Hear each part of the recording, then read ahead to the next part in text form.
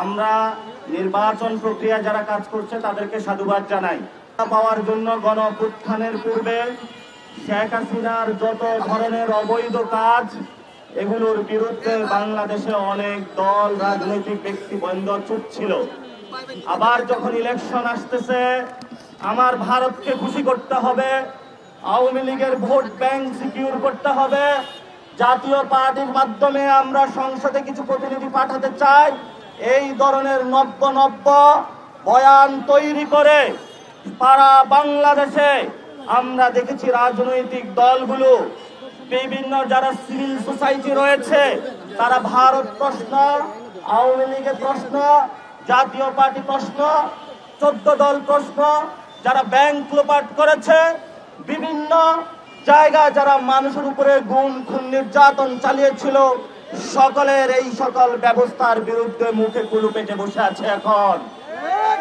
কিন্তু গণ অভ্যুত্থানের অগ্নিগর্ভ থেকে যে দলের জন্ম, জাতীয় নাগরিক পার্টি, যুব শক্তি, ছাত্র শক্তি, শ্রমিক শক্তি, নারী শক্তি যতদিন বাংলাদেশে থাকবে, ততদিন বাংলাদেশে আওয়ামী লীগ কোনোদিন রাজনীতি করতে পারবে না। আমাদের দাবি সুস্পষ্ট। শেখ হাসিনার ফাঁসির রায় হয়েছে, উনি আওয়ামী লীগের দলীয় প্রধান থেকে আমাদের উপর খুনের নির্দেশ দিয়েছিলেন। এখন দল হিসাবে আওয়ামী লীগকে বিচারের কাঠ গড়ায় দাঁড় করাতে হবে। এই শেখ হাসিনার ফ্যাসিস্ট রিজিমের অঙ্গ প্রতিষ্ঠান জাতীয় পার্টি, তাকে বিচারের আওতায় নিয়ে আসতে হবে। শুধু তাই নয়, আরো তার যে ছোট ছোট গৃহপালিত যে দলগুলো রয়েছে, 14 দলীয় জোটের যারা রয়েছে, তাদেরকে বিচারের আওতায় নিয়ে আসতে হবে। আমরা ভারতকে ভয় পাই না। ভারত যতই বাংলাদেশকে চোখ রাঙানি দেখ না কেন, আমাদের ভারতের সামনে কোনো ভয় নাই। আমরা অনেকবার মরেছি, আমরা এখন বেঁচে থাকবার লড়াইয়ে আছি।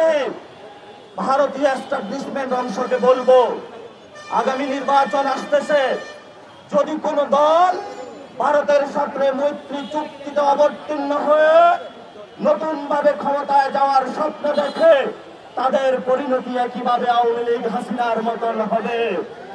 এবং গত 15 বছরে আমাদের যারা ব্যাংকের টাকা লুপাট করেছে, আপনার আমার জীবনের অসংখ্য পরিবেশের মধ্যে যে জুলুম চালিয়েছিল, আমরা আজকে তাদের বিচারের দাবিতে মাঠে নেমেছি। আগামী ইলেকশন হবে পলিটিক্যাল ইলেকশন, আগামী সাতটাকলির ইলেকশন হবে আওয়ামী লীগের বিরুদ্ধে, আগামীর সাতটাকলির ইলেকশন হবে 14 দলীয় জোটের বিরুদ্ধে, আগামীর সাতটাকলির ইলেকশন হবে ভারতের বিরুদ্ধে। বিভিন্ন বিশ্ববিদ্যালয়ে অনেক শিক্ষক প্রেস রিলিজ দিচ্ছে শেখ হাসিনার পক্ষে। আমরা দেখেছিলাম এই আরিফিন স্যার ছিল, আওয়ামী লীগের 900 শিক্ষককে সে নিয়োগ দিয়েছিল। আমরা প্রতিবাদ করে তাকে বিশ্ববিদ্যালয় ক্যাম্পাস ছাড়া করেছিলাম। বর্তমানে যারা বিশ্ববিদ্যালয় প্রশাসনে রয়েছে, শিক্ষা মন্ত্রণালয়ে রয়েছে, কোন 9-6 নয়, যারা হাসিনার পক্ষে দাঁড়াবে, পবিত্র ক্যাম্পাস থেকে আপনারা তাদেরকে বের করার উদ্যোগ নিন। নাহলে ছাত্র শক্তি এই ক্যাম্পাস থেকে তাদেরকে বিতাড়নের জন্য একাই যথেষ্ট। আমরা ধৈর্য ধারণ করছি, আমরা বিচারের অপেক্ষায় ছিলাম। শেখ হাসিনার বিচার হয়েছে, তাকে দ্রুত এনে ফাঁসি দিতে হবে। এই বর্তমান সরকারের নির্বাচনের পূর্বে অন্যতম এজেন্ডা। এবং ভারতকে বলবো, কোন 9-6 নয়, শেখ হাসিনাকে দ্রুত বাংলাদেশে পাঠান। যেই হেলিকপ্টারে গিয়েছিল, ওই হেলিকপ্টারেই আমরা শেখ হাসিনাকে জনগণের সামনে উপস্থিত চাই। আমরা শেখ হাসিনার অতি দ্রুত বাংলাদেশে বিচার নিশ্চিত চাই, ফাঁসি চাই।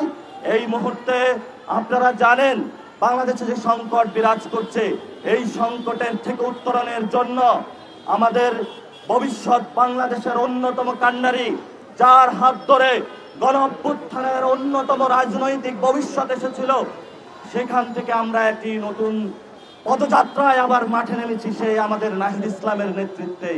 আপনারা তার হাতকে শক্তিশালী রাখবেন, তার হাতে হাতে শপথ রেখে আগামীর নতুন বাংলাদেশ গঠন করবেন।